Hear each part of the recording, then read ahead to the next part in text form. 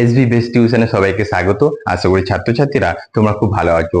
আজ যারা সেমিস্টার 4-এ পড়ছো বাংলা পাশে নিয়ে, তাদের জন্য আজ আমি 10 নম্বরের বাংলা তাদের জন্য আমি বাংলা 10 নম্বরের সাজেশন এনেছি উত্তর সমেত।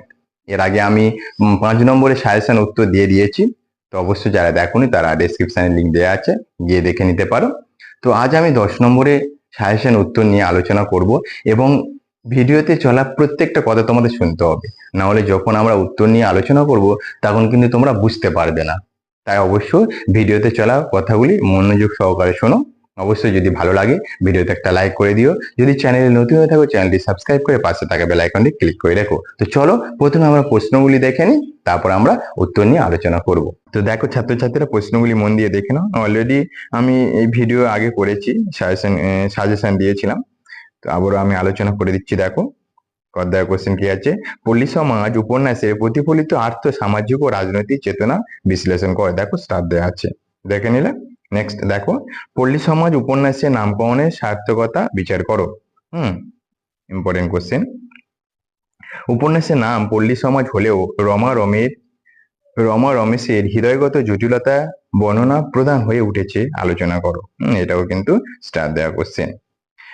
রমা ও রমেশের চারিত্রিক বৈপরীত্য তাদের মিলনের বাণী স্বরূপ আলোচনা করো।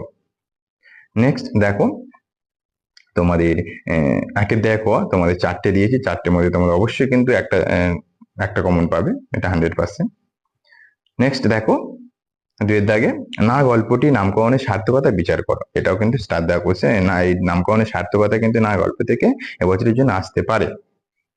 নেক্সট, খেন্তি পুইমাচা গল্পের কেন্দ্রীয় চরিত্র মন্তব্যটি যথার্থতা বিচার করো। স্টার দেওয়া কোশ্চেন। অশ্বমেধের ঘোড়া গল্পে যুগ যন্ত্রণার যে চিত্র ফুটে উঠেছে তা স্বরূপ আলোচনা করো। না গল্পে ব্রজরানী চরিত্রের সার্থকতা আলোচনা করো। দেখো এটাও স্টার দেওয়া কোশ্চেন। যেগুলো স্টার দেওয়া কোশ্চেন ভালো করে করবে, সব কোশ্চেন করবে, তবে স্টার দেওয়া কোশ্চেন গুলো একটু বেশি ভালো করে করবে। দেখো 2 দাগও আমি 4টি কোশ্চেন রেখেছি, এর মধ্যে তোমাদের একটি আসবে। তো দেখো 3 দাগে, দেখো 3 দাগে, কেকাট বর্ষা ঋতু নিষাদ সুর তাহার আঘাত বিরহ বেদনার ঠিক উপরে গিয়া পড়ে। কেকাধ্বনি প্রবন্ধ অবলম্বনে আলোচনা করো। স্টার দেওয়া কোশ্চেন।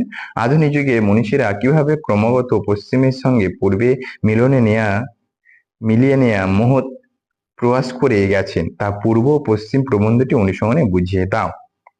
এই কোশ্চেনগুলো আমি আলোচনা করে দিয়েছি, আবার তোমাদের সঙ্গে আমি আলোচনা করছি।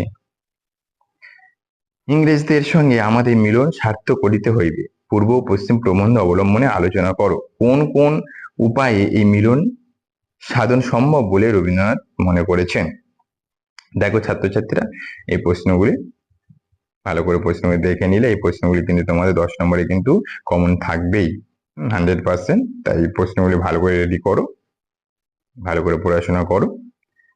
চলো এবার তোমাদের আমি উত্তর নিয়ে আলোচনা করি।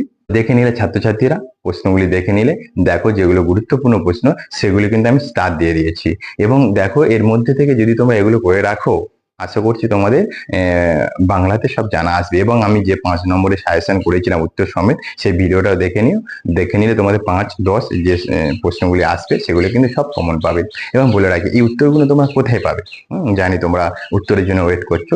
তো উত্তরগুলো তোমাদের পিডিএফ করা আছে, ডেসক্রিপশনে আমি পিডিএফ লিঙ্ক দিয়ে রেখেছি, সেখানে গেলে তোমরা উত্তরগুলো পেয়ে যাবে। তবে পিডিএফ দেখার আগে কথাটা ভালো করে শোনো। দেখো পিডিএফ এ কিন্তু উত্তরগুলো যেমন দেওয়া আছে, এক্সট্রা অনেক প্রশ্নও দেওয়া আছে উত্তর সহ, সেগুলো কিন্তু তোমাদের করতে হবে ভালো করে।